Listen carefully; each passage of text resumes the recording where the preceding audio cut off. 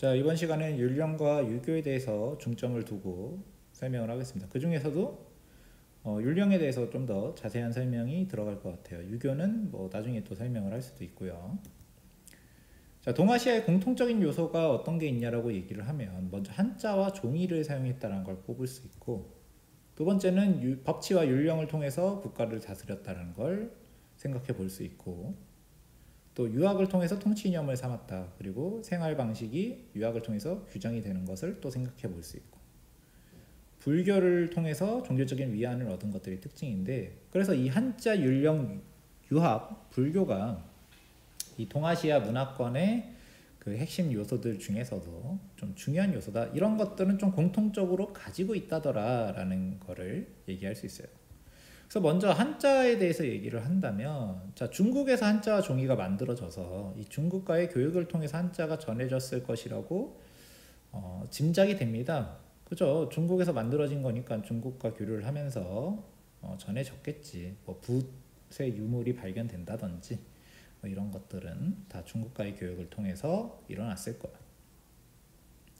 그래서 종이도 마찬가지야. 후한의 체륜이 이 기원 후 105년에 제지술이 전파가 되고, 이 종이라는 게 이제 예전에 썼던 글자를 새기는 뭐 죽간이라든지 뭐 이런 것보다는 훨씬 더 싸고 많은 양을 만들 수 있어서 이 문서 행정에도 영향을 많이 줬단 말이야. 그래서 이 한자 종이를 바탕으로 해서 동아시아 국가들은 유교 경전, 불교 경전 등을 받아들이고 활용하면서 동아시아 문화권을 형성했다고 하는데, 우리가 아까 얘기했던 한자, 율령, 불교, 유교 이런 것들은 모두 이 한자와 종이라는 매개체를 통해서 전파가 되었을 것이다 라고 생각이 듭니다. 그러니까 공통적으로 쓰는 글자가 있고, 또 그 학문의 책이라든지 이런 것들을 쉽게 만들 수 있는 종이가 만들어지면서 이런 공통적인 문화 요소가 확고하게 퍼질 수 있었다라고 얘기할 수 있겠지. 자, 그 중에서도 율령에 대해서 얘기를 하자면, 자, 율령이라는 것은 결국 그 법을 얘기합니다. 춘추전국 시대로 거슬러 올라갈 수 있는데, 이 법과 사상은 법치와 율령을 발전시켜. 법치라는 말은 법을 활용해 다스리는 것을 법치라고 부르고, 율령은 한정지어 얘기하면 형벌을 정비하는 것을 얘기하는데, 이 의미가 나중에는 동아시아의 법 전체를 의미하는 것으로 의미가 확장이 되지. 그래서 율령체제는 진나라 한나라의 율법을 기반으로 해서 언제 완성이 되느냐, 수나라 당나라 때 율령격식의 체제가 완성이 되면서 이 율령체제가 완성됐다고 얘기합니다. 그러면 율령격식이라는 말, 율령 이런 것들이 법이라고만 알고 있으면 조금 이해가 안 될 수도 있어. 율령격식은 또 뭐냐 이거야. 이걸 좀 설명을 해보면, 자, 우선 진나라 때는 이 문서 행정이 발전을 하면서 이 글자로 적힌 법이 굉장히 중요한 역할을 했다. 그래서 여기 보면은 무조건 복원은 문서로 해라 이거. 말로 하지 말고. 그래서 문서 행정이 발전을 합니다. 이런 것들도 한자를 사용하기 때문에 가능하고, 또 다른 나라에서 한국이나 일본 같은 나라들이 중국의 율령을 받아들이기 편했던 것도 이미 한자, 그리고 뭐 진나라 때는 없었지만 종이가 또 만들어지니까 그런 문서 행정이 쉬워졌기 때문에 받아들일 수 있었다는 거지. 그러면 율령격식은 뭐냐? 자, 율은 아까 얘기했던 형벌을 얘기합니다. 령은 통치를 위한 법인 행정법을 얘기하고요. 격은 그 법을 개정하거나 추가하거나 보완한 법을 이야기하고, 식은 시행세칙을 이야기해. 이 네 가지 요소가 합쳐지면 동아시아의 율령 체제를 이룰 수 있게 되는 거지. 자, 그러면 이 율령격식을 한번 교실의 상황에 예를 들어서 어떻게 활용할 수 있는지 생각을 해봅시다. 적용할 수 있는지 생각을 해보자고.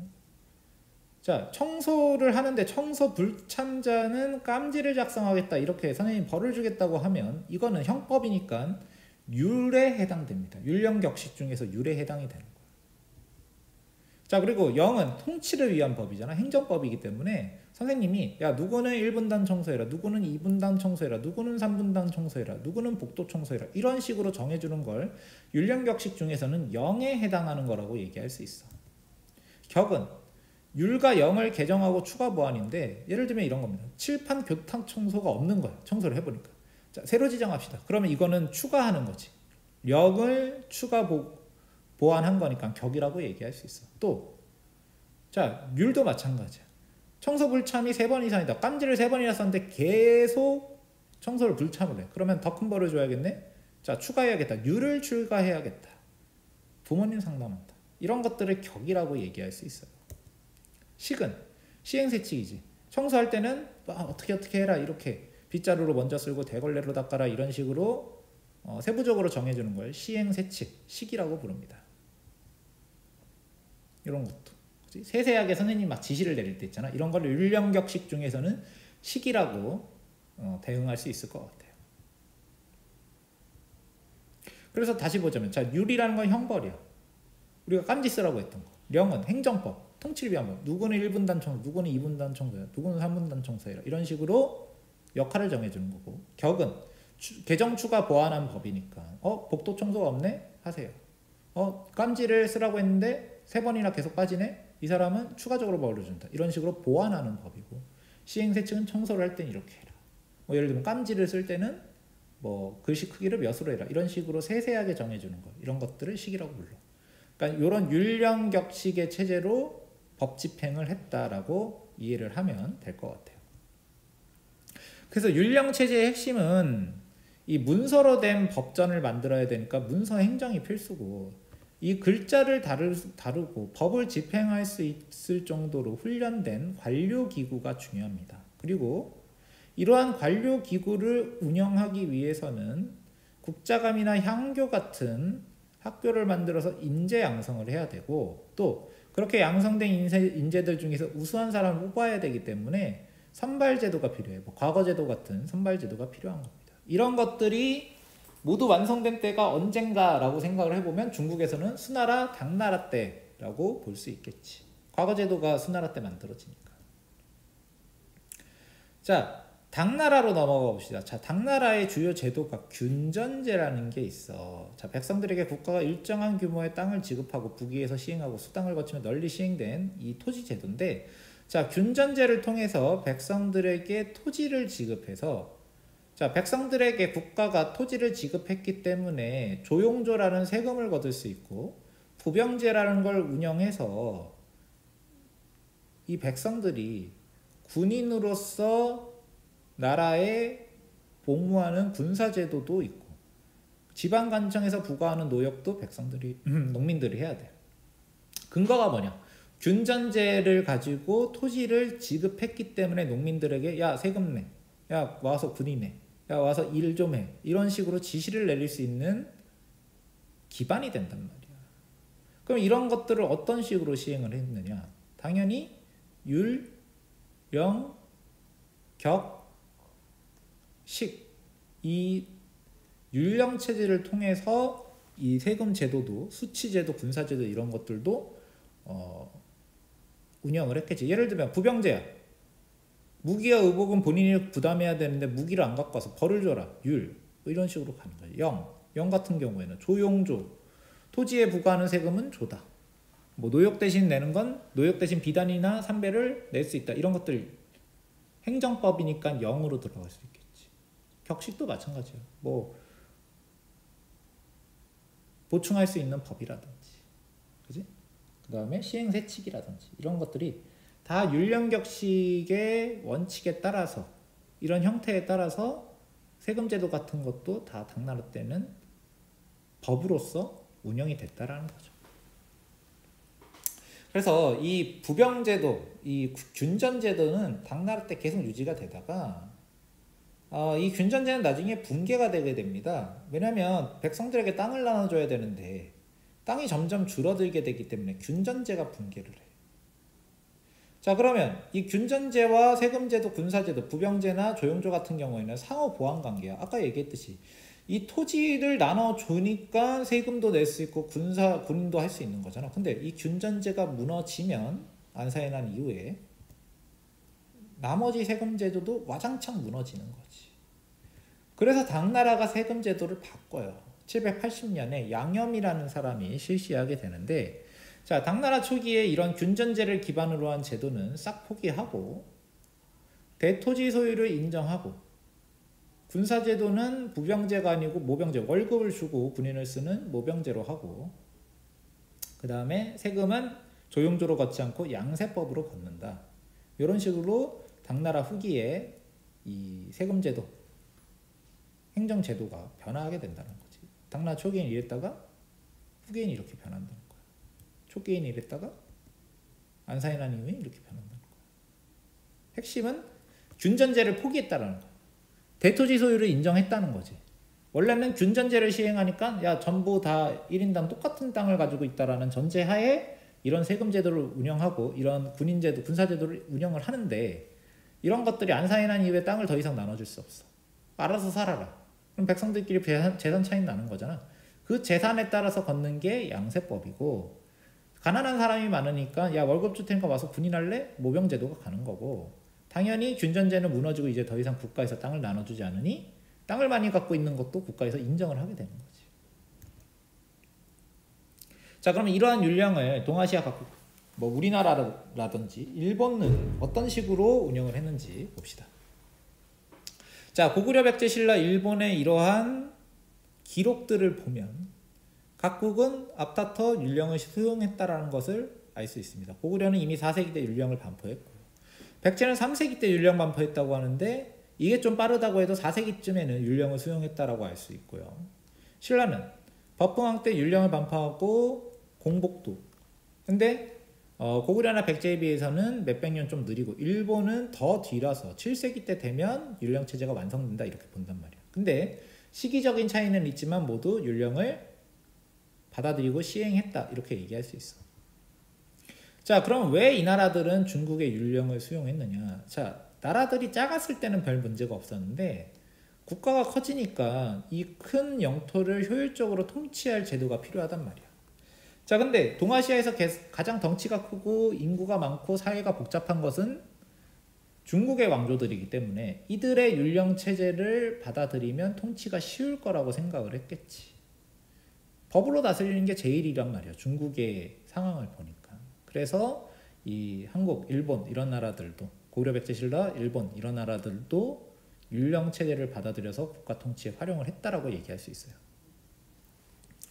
자, 그래서 율령 제도를 바탕으로 이 삼국은 체제를 정비하고 관리의 지위를 정했는데 이런 자료만 봐도 이 삼국이 이런 식으로 국가 체제를 정비했겠구나, 율령을 통해서 국가 체제를 정비했겠구나라는 걸 알 수 있고, 자, 이 당나라가 율령을 완성한 이후에 이를 받아들인 나라들은 중앙 정치 제도를 운영할 때도 당나라의 삼성육부제를 기본으로 해서 자신들의 정치 상황에 맞게 자율적으로 운영을 하는 거야. 이런 정치 제도, 이것도 역시 율령으로 만든 거야. 아까 봤던 균전 제도 같은 경우에도 법으로 무조건 모든 걸 다스리기 때문에 율령에 맞춰서 만든 거고, 이러한 중앙 통치 제도도 율령을 통해서 만들었단 말이야. 이런 정치 제도가 운영되는, 예를 들면은 당나라에서 중서성은 황제의 명령을 조칙 형태로 작성한다. 문화성은 재상과 재신들이 모여서 조칙을 의논하고 심의한다. 상서성은 육부를 관할하면서 문서행정 처리한다. 육부는 실무를 담당한다. 이런 역할들을 모두 율령 체제를 통해서 정해놨단 말이야. 우리나라도 각자 국가의 기관들이 어떤 일을 하는지 법으로 다 정해놨잖아. 이 당시 동아시아 국가들도 마찬가지인 거지. 이런 부서들이 무슨 일을 한다. 아까 봤듯이 균전제도는 이런 식으로 운영한다. 뭐 조용조는 이런 식으로 운영한다. 이런 규칙들이 모두 율령으로 정해놓은 거라는 거야. 자, 발해도 마찬가지야. 자, 중대성은 뭐 당의 중서성에 해당하는 기구다. 문화성은 재상과 대신들이 모여 조칙을 의논 심의한다. 자, 이 당나라, 발해, 고려, 일본의 이 중앙정치제도의 특징을 구별할 줄 아는 것도 중요합니다. 당연히 그걸 알아야 돼. 문제는 그런 식으로 많이 나오는데 또 이러한 제도들이 모두 율령을 통해서 율령에서 정해놓은 규칙으로 운영이 된다라는 것도 알고 있어야 되는 거야. 그러니까 우리가 율령제도 배울 때 이런 것들을 배우는 거지. 자, 고려도 이런 식으로 운영을 했대. 일본도 이런 식으로 운영을 했는데 보면 알겠지만 이 동아시아 각국의 중앙정치 제도라는 게 당나라에서 만들어 놓은 삼성육부제를 살짝씩 변형한 형태로 했단 말이야. 근데 이런 것들은 모두 율령을 통해서 만든 거잖아. 그러니까 이 발해, 고려, 일본도 모두 자기네들 국가 체제를 정비할 때 당나라의 율령 체제를